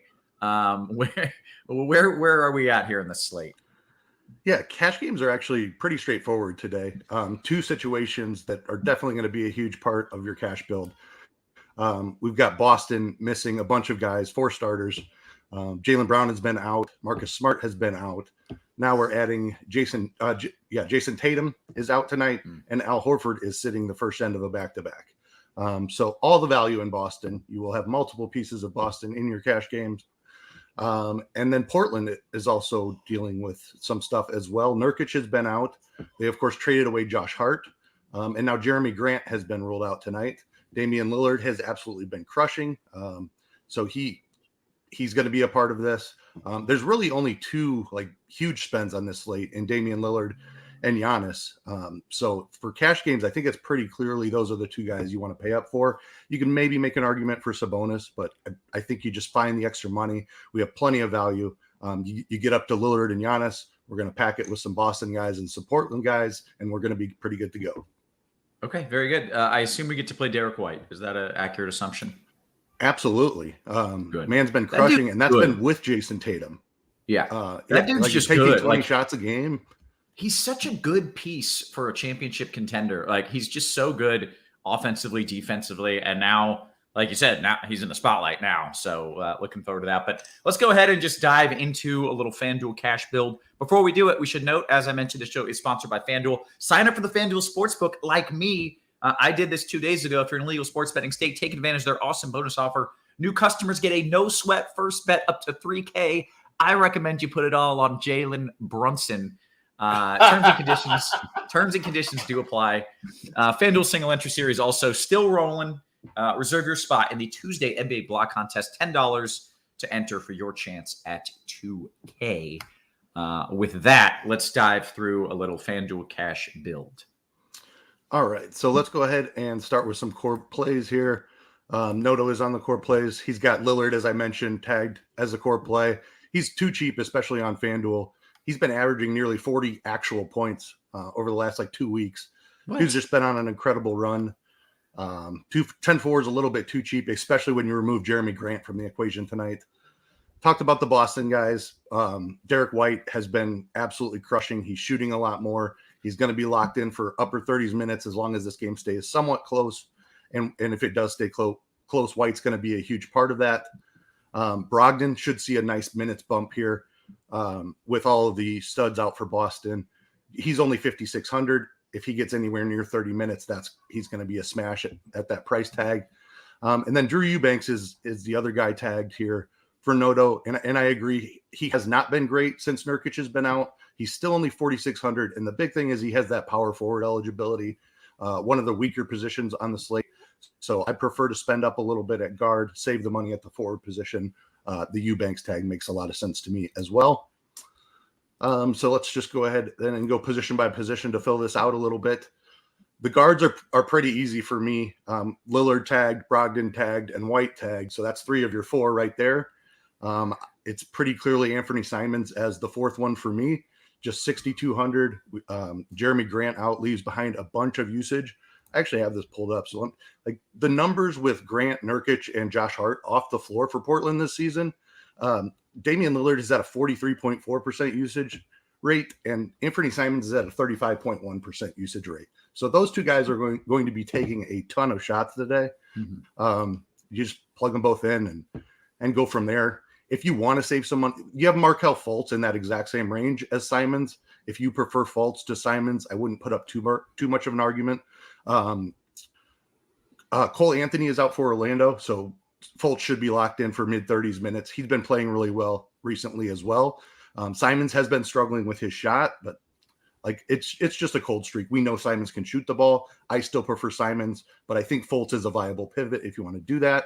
And if you prefer to save money at the guard, Peyton Pritchard for Boston should see plenty of run today as well. Moving on to some forwards here.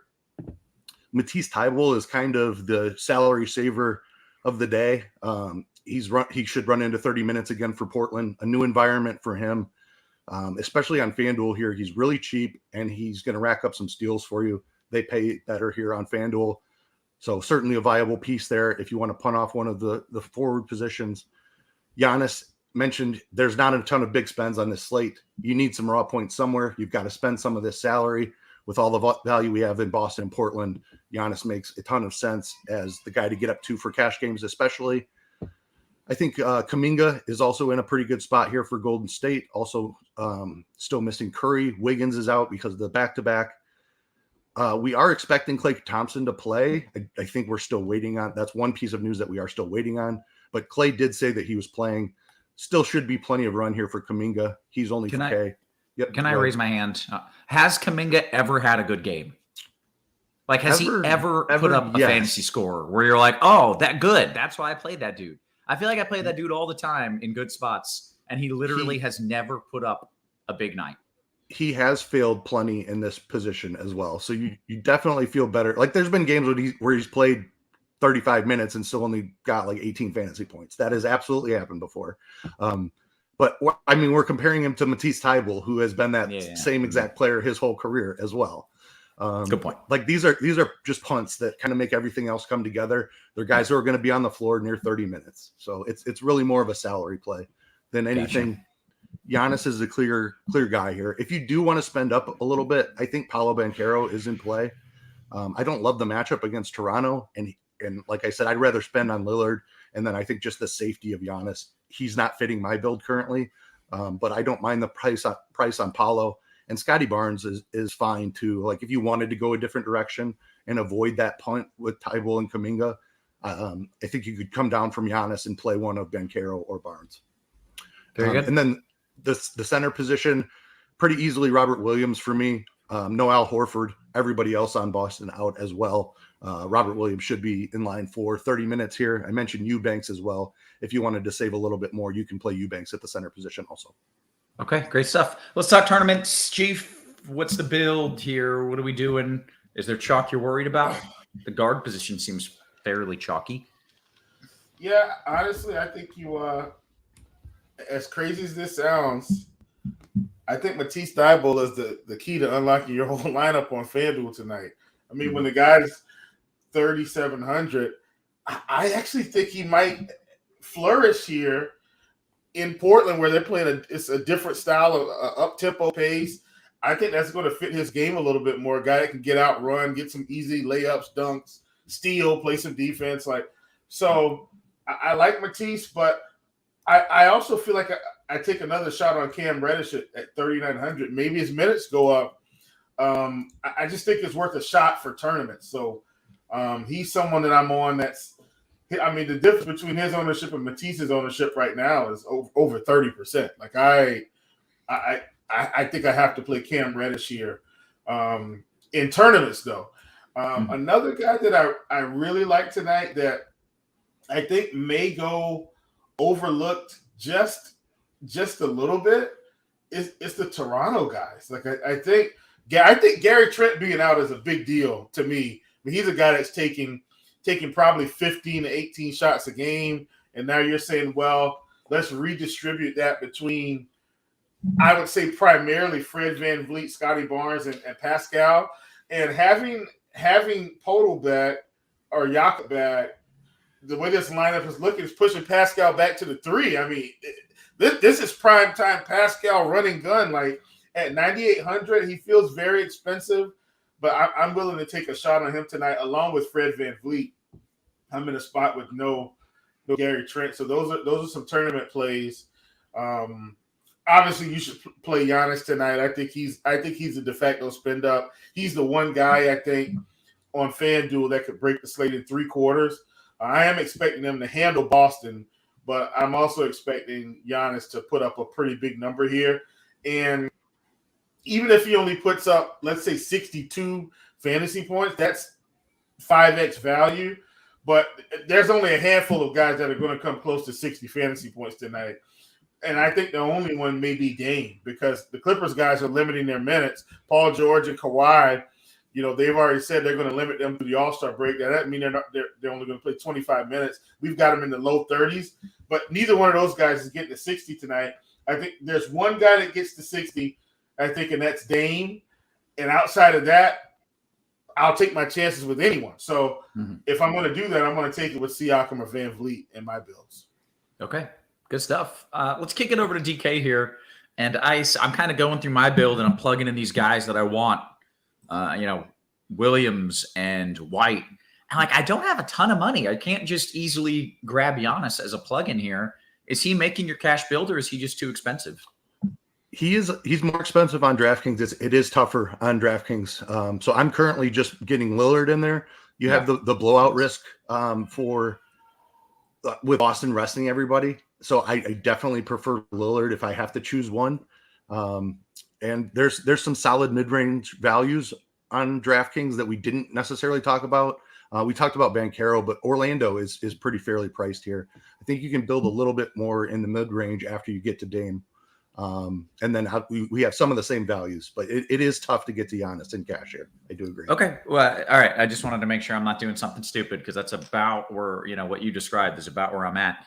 Would you mind walking me through a build here, position by position on DK? Yeah, can certainly do that. Core play is very similar. We have 3 of them the same with Lillard, Brogdon, and White. And we talked about Tybalt a ton on FanDuel. He's the other guy that grabs the core tag here. On DraftKings, with him being minimum priced, talked about the situation. He should play 30 minutes here. With Portland a little bit shorthanded, so certainly agree with that. Other guards we're considering here. Derek White is going to be in this conversation. Absolutely. Brogdon talked about that role. Fultz, I think, is going to make the build. I talked about him as a pivot away from Simons on FanDuel, but on DraftKings here, he's $1,200 cheaper than Simons. So I do prefer Fultz to Simons on DraftKings. Peyton Pritchard, another guy you can save some money with. If you find yourself, if you would rather pay down at a guard spot than a forward spot, Pritchard is going to be the guy to do that with. I don't think that's necessary though, because we do have Grant Williams at just 4,400. In addition to Tybal, who's 3K. Both of those guys are extreme values. They certainly fit the cast build. Sam Hauser is another guy, 4,600. He should play 30 plus minutes here with Boston being so shorthanded. Kuminga, again, he's 3,800 here. He's in the conversation. So lots of options to save money. Giannis has to spend if you can get there, but it is tougher with him priced up to 12.7. So saving the money down to somebody like Paolo Banchero at 7,200 is the more clear route, I would say. You feel a little bit more comfortable rather than having to punt off 3 or 4 positions. You can just stick with 2 or 3 punts that you feel really good about. And then let's see here. Wendell Carter Jr., I think, is a solid center option. He's only 5,700. Not a great matchup against Toronto, but at that price, he's going to be out there for the minutes. Certainly don't mind him. And then Kevon Looney at 4,100. The Clippers should play pretty big here with Zubac there. And also adding Mason Plumlee. There should be a big on the floor for the Clippers at most times, which gives Looney some pretty solid minutes upside. 4,100. Don't hate if you want to punt with Looney here at center. And Drew Eubanks is also 4,400. If you have a couple extra dollars, you can get up there. Okay. Quickly, did you mention Williams here on DK? Because I think on FanDuel you said like that's your lock center. There's not much to say about it, but on DK, I don't even think he was brought up. I like the value a little bit better on DK. Saving, we have Wendell Carter Jr. is actually priced below Robert Williams, and Williams is a better FanDuel play because he primarily gets his scoring through blocks and steals, which are worth more on FanDuel. So Carter's price and the scoring system make Carter the better play here on DraftKings. Okay. Very good. All right, good stuff. We still have 20 whole minutes left, so we got plenty of time here to talk some tournaments on DK and then get to your questions as well. You can start throwing those in if you want. I'm going to start on the RG Discord as always. But Chief, let's run through a DK GPP build here. There are so many guards. Hang on. We have Celtics lists. White, Hauser, Grant Williams, Muscala, and Griffin are projected to start. That is a massive change. No Robert Williams. We've got to do some stuff with that for sure. Okay, let's take a second, think about it, and talk about it. I'd be very concerned about Robert Williams even playing in this game. I don't see any reason they wouldn't start him unless he's active so that they have 8 bodies. Is there someone who now is starting that you're like, okay, well, this guy now starting is amazing that we weren't expecting? Yeah, Muscala is definitely that guy. He's 3,500 on DraftKings. And we know how much we love to play Mike Muscala, but he actually has had a pretty decent role here with Boston.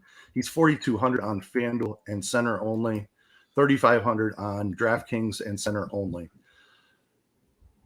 I think he's going to make the DraftKings build. I'm not sure that you need to go there on FanDuel. So let's, if you don't mind flipping back there real quick to the center position on FanDuel, because I would want to get off of Robert Williams. I think Drew Eubanks becomes my center play on FanDuel now. Okay. Chief, any thoughts here on that little breaking news? Are you pulling Williams out of your lineups and GPPs?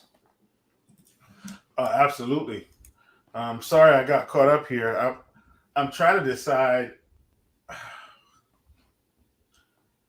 Man, see, this scares me now because now I feel like Dame is a better play than Giannis. Agree. Like I was just going to say that. Like that's where I'm at now because this. Look, much respect to Boston, but if you're saying you're going to roll out 8 lineups against a fully healthy Milwaukee team, I gotta assume. I know we can't predict blowouts. I'm nothing against Derek White in the game, but you can't tell me we don't think the Bucks are up by 25 in the third. I can't assume they don't handle this team quickly. With that being said, I still think Giannis gets at least 50 raw points, but I think Dame is better now, for what it's worth. Okay. Other tournament thoughts here? I mean, can we just not predict, but try to go blowout route and play some of these guys? Like, who would be first sitting on the Celtics? Would it be White? Are there some of these values? I would say White, probably Blake, but Hauser, Pritchard, Hauser and Pritchard, I think, are going to get 35 minutes regardless. I would include Grant Williams. Yeah. I think he'll Grant play. Williams in the mix too. I don't think Muscala gets up there. At that point, I think you'll probably see Kabengele or something like that. But I don't. God, is Luke Cornett active? He is active. I would play Luke Cornett before I played Blake Griffin, even though Griffin's starting. We've seen Griffin start and play 12 minutes before. Yeah, I think Luke Cornett is a really solid GPP play now. Yeah, for sure. I agree 100%. Okay, Chief, anything else that you want to go through on DK here as you kind of walk through a build? Yeah, I mean, Keith covered it. Orlando is just way better value overall on DK. Tougher matchup against the Raps, but I mean, Wendell Carter's 57, Paolo 7.2, Franz 58, Fultz 5,600. I mean, heck, even Jalen Suggs, especially with Terrence Ross out of the building, if he gets to 25 minutes at 3,700, he's okay. Actually, I think Jalen Suggs is sneaky, but we got him around 10% anyway. I think Kevin Huerter is a better play on DK tonight, where he's like 5,900 on FanDuel. He's 5,300 on DK. So I like that, especially with Malik Monk sitting. I think he's going to continue to sit again tonight. That opens it up for Kevin Huerter. I like him a lot better there. And then once again, these cheap Portland guys, my boy Matisse is 3K on DK. The ownership is up, but then Cam Reddish is 3,800 again. And so it's not necessarily a direct pivot. It's just if Cam Reddish gets 30 minutes tonight, he's going to crush this price tag. He just is. So because they should, air quoting here, they should need him for some scoring with all these guys out. So I'm going to go back to the well on Reddish. I know he's played low minutes so far, but I'm going to take a stab. Okay. I could not hate my build more right now. I don't know what I'm doing, and I hate Boston really threw a wrench into this entire slate. I'd feel really good about Muscala and Luke Cornett as the bigs for Boston, I think. I could be wrong, and maybe they're just limiting Robert Williams here so he only plays 25 minutes, and they intend to play him tomorrow as well. I kind of feel like he's only active just to be an active body, and he's not going to see playing time. Yeah. That's a very real possibility here. Gosh. Okay. I mean, him not starting to me says it all. Yeah, agree. I mean, it's waving the white flag a little bit, right? They're just punting the game is exactly. Unless he's got some team discipline going on that they didn't tell us, but I just don't see that. Yeah.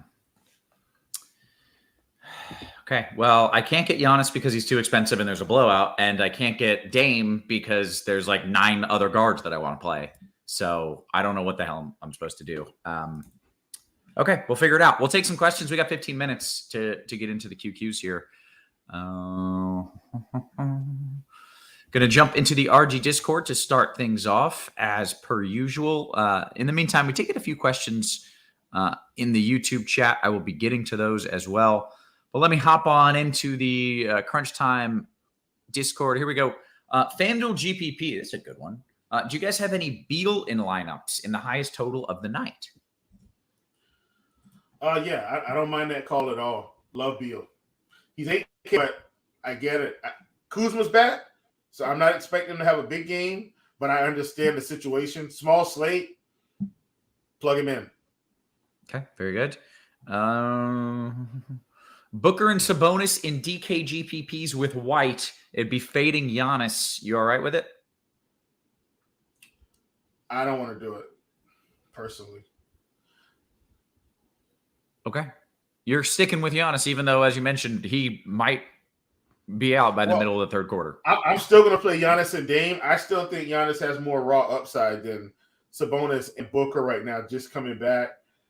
So if I'm playing, Booker's probably on somewhat Giannis of a minutes restriction still. Yeah, that's what I'm saying. I don't trust it. Okay. FanDuel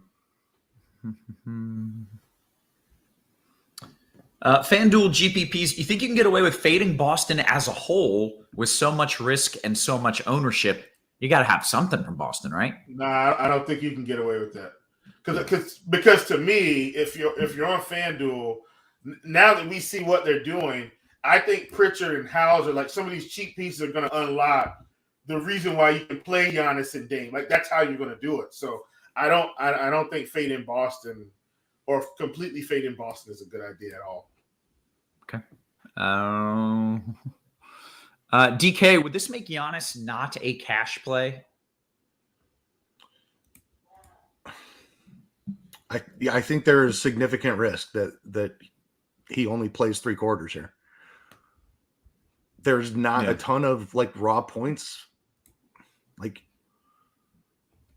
I don't know. I'm trying to think. He wasn't in my DK build anyway. So I don't think fading him is like the wrong move. I certainly wouldn't exclude him completely just because of it. Like he could still have the most raw points on the slate, even if he only plays 3 quarters. Sure. He does that. Sometimes he puts up like in a quarter, he puts up 30 fantasy points. You're like, oh, okay. It's one of those. All right, let's go to Arlo on DK. Is Derek White still a core play 7-1 in a potential blowout game? Yeah. Just the lack of bodies. He's still going to play 30 plus minutes. And with what he's been doing recently, he's not priced up enough. He's been crushing, and that's weighed him on the floor. Now Tatum's gone too. Like Derek White is the leading scorer here for Boston. Okay. Carolina guy says, would you fade Giannis in a FanDuel single entry? And Chief, your answer was no, I do believe, right? You're playing him. Yeah, no, yeah. I think you can play him. I do think Dame is better. So I'm continuing to say that. If you're playing one stud and balancing the rest, play Dame. But if you're going to play them both, like I still think Giannis is fine. Okay.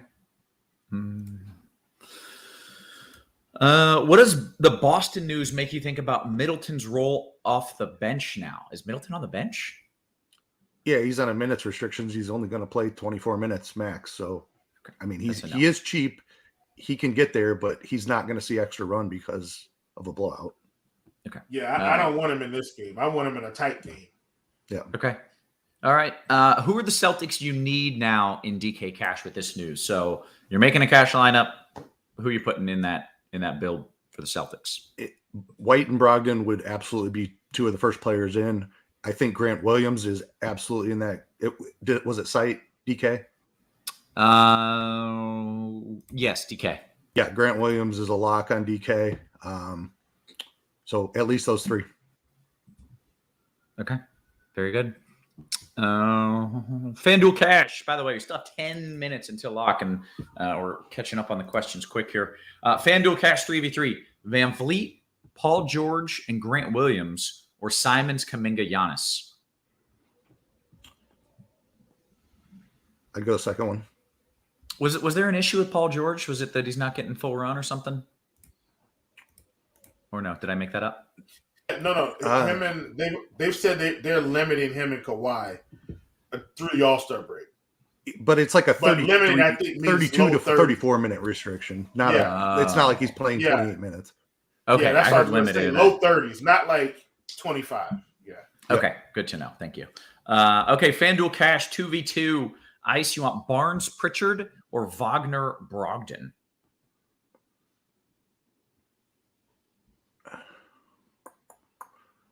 I'm not on Wagner at all, so first one, I guess. Okay. All right, that's fair. How many Celtics in a DK GPP team? You're building your lineup, Chief, for DK. How many Celtics you got in there? I would say 4 would be my max, is my threshold. Okay, very good. Let's see if there's anything that came up here. Achilles pointing out the issue with Paul George is that he sucks. Pandemic peak. I still remember when Paul George was like one of the best players in the NBA for a little stretch there, and so I have a mental hurdle with him. He's still that dude to me. Sucks is relative. Yeah. All right, jumping on over to the YouTube here. DKGPP, Van Vliet or Fox? Give me Van Vliet. Yeah, I kind of love. I'm trying to get some of those plays in.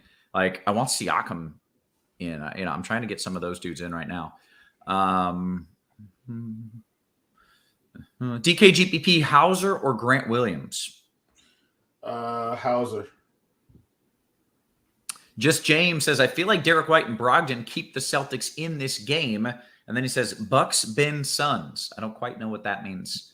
Oh, sus. He meant suspect, yeah. I don't know how the hell you would have known that is what he meant, but I think you're right. I think that is exactly what he meant. No. He put it under the next comment. Oh, okay. I thought you just somehow materialized that. I did realize it, but then I looked down. Okay. I hear it in the prop shop all the time. So okay. That's how yes. Okay. Any thoughts there that White and Brogdon keep the game? I mean, sure, it's not out of the question, right? It's possible. Not out of the question. I just don't think they have enough bodies to keep this game competitive. Like this is like a G League team playing against them tonight. Yeah. The problem is losing. Like if they don't play Williams, who is going to stop Giannis? Like Blake Griffin is not. No, the answer was already no one, and now it's especially no one. Yeah. And Slick points out, look, Milwaukee beat New Orleans by 25. Giannis went for 50 and 30, and that's what we're saying is like Giannis is a hard fade because even in 27 minutes, Giannis can be the highest scoring guy on the slate, like by a lot. So I understand. I understand why Chief still wants him in GPPs. I'll say that. Colin Richardson says, any Terrence Davis love with Monk still out? I understand it for tournaments. I just don't think he's completely necessary because all these other 4K guys are going to for sure play 30-plus minutes. You're hoping he gets to 30 minutes because somebody's in foul trouble, has a bad game. I don't think it's worth it to take him over these other cheaper 3K guys or more expensive 4K guys. Okay, very good. Anthony White says, FanDuel single entry. Who is your number one center now that Williams is out?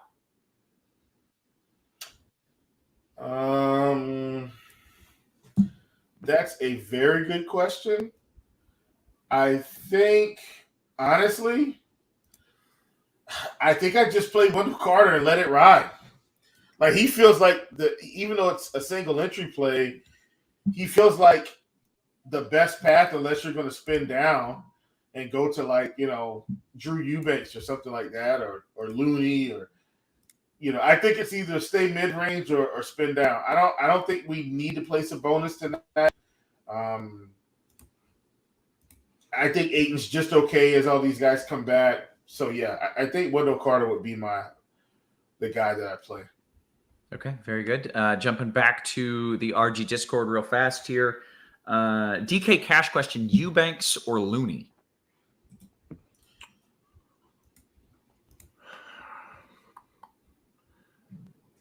I still Eubanks. I know it hasn't been a great run, but there should be plenty of opportunity, especially with Grant out tonight also.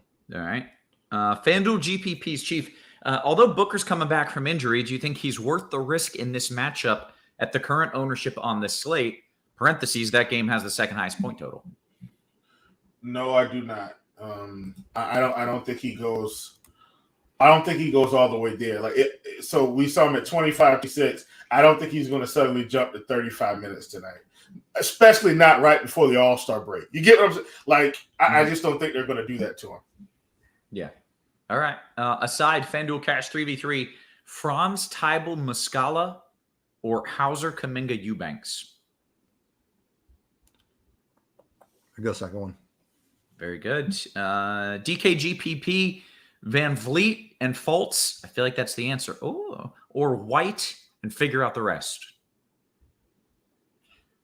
Van Vliet, Fultz, White, figure out the rest.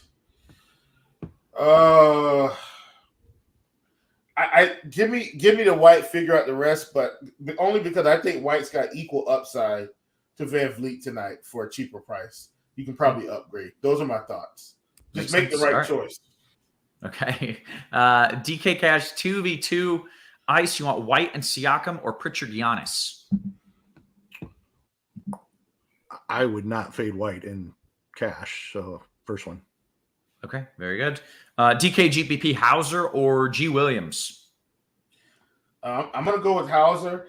I think in the end, Hauser still stays on the floor, where if it's 8 minutes left in the fourth and Grant Williams has played 32 minutes, I think he comes off. That's my tiebreaker between those two tonight, by the way.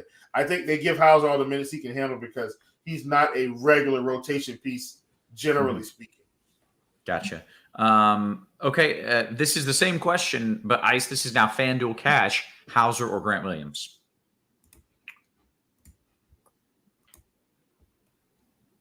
It's going to be Grant Williams for Cash for me. I think his minutes are really secure also. He should play mid-30s, even in the blowout. Okay.